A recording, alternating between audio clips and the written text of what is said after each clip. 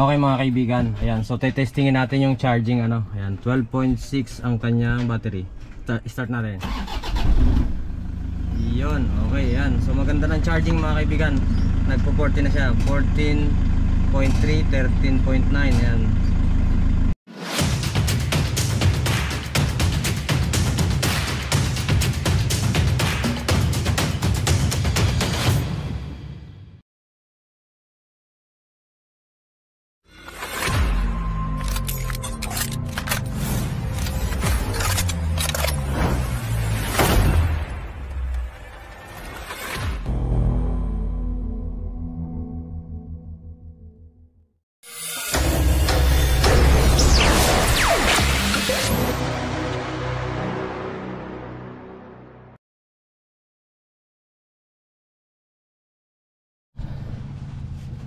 Good morning mga kaibigan. Ayan, so meron tayong ano ngayon, project. Ayan, alternator ng Hi-Ace.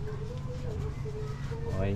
So naging problema kasi niya, umiilaw na yung indicator dun sa dashboard na umiilaw yung battery.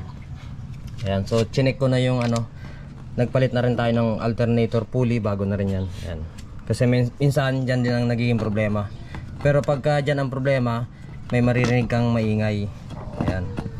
So ngayon umilaw ulit yung indicator ano. Ayan, so binaklas ko na yung carbon brush. Ayan, kung mapapansin nyo, wala na talaga no. Meron tayong spare dito. Ayan, diba nakalabas pa siya. Compare mo dito sa tinanggal namin. Ayan no. Ito kahit ipasok natin, papasok na siya ng kusa. Ayan no. Pumasok na siya ng kusa, hindi kagaya nung ano, hindi kagaya nung itong isa na nakalabas pa. Hindi siya papasok basta-basta. Ayan, hanggat hindi natin ginagamitan ng ano, ng pangtusok dito sa likod. Ayan, okay. So bibilhan natin ng bago para hindi sayang yung baklas natin ng alternator. Ayan. So hindi ko na napakita pala yung pagbaklas ng alternator mga kaibigan ano. So mamaya pagbalik, ipapakita ko sa inyo kung paano pagbaklas at saka pagbalik ng alternator. Okay, sa mga gusto mag DIY.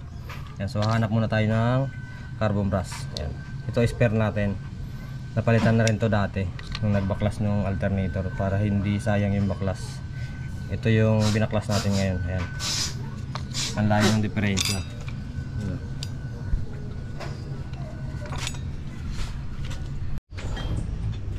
Okay mga kaibigan, yan. So ibabalik na natin yung alternator pulley. Napalitan natin ng bago. Yan.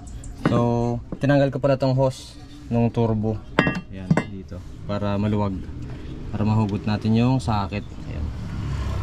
Tapos doon natin ulit sa ilalim idadaan itong alternator. Ayan, napalitan natin ng carbon brush. Ayan.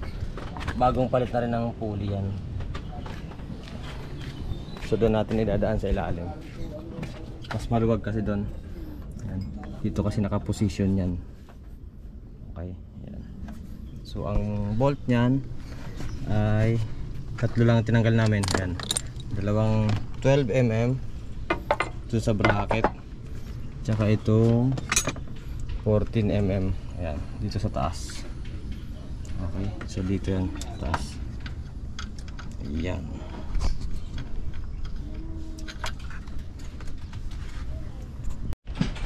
Okay mga kaibigan, ayan, so testingin natin yung charging ano. Ayan, 12.6 ang kanyang battery. Start natin. Yun, okay, ayan. So maganda ng charging mga kaibigan. Nagpo 14 na siya, 14.3, 13.9. Ayan. So ibig sabihin maganda na yung charging niya mga kaibigan. Tapos nawala na yung sensor doon ng battery na nag-indicate kanina eh. Kanina kasi umilaw. Kahit umaandar, dapat pag umaandar mawawala yung ilaw doon ano, okay? Ayan, so ngayon wala na mga kaibigan, maganda na. Tapos kanina 12 lang ang charging niya, hindi na siya tumataas sa 12. Ayan. So ngayon nagpo-40 na siya, 13 na, ayan, 14, 13. Tapos wala na yung sensor doon, yung battery, okay? So yun lamang mga kaibigan, this is Stock Bob ng Bob Works Garage. Say good morning and God bless, bye bye, thank you. Peace.